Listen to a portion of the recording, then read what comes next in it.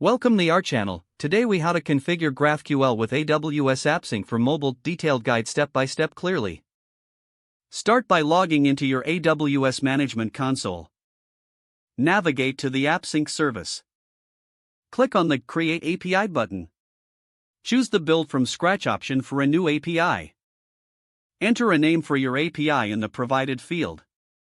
Select the authentication type that suits your application needs. For this guide, we will use API key for simplicity. Click on the Create button to proceed. Once your API is created, you will see the API dashboard. Next, click on the Schema section in the left sidebar.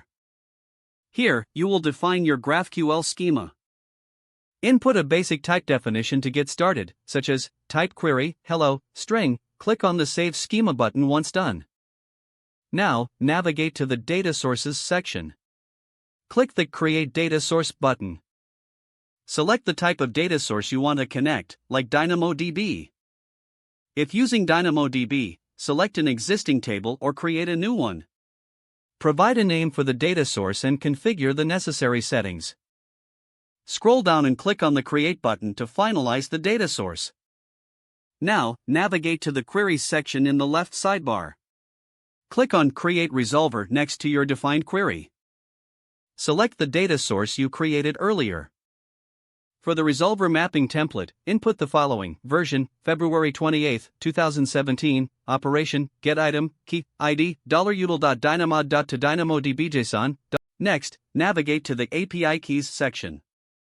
Click on Create API Key to generate a new key. Make sure to note down this key as it will be used for authentication in your mobile app. Now, proceed to your mobile application development environment. Install the necessary libraries for integrating with AppSync.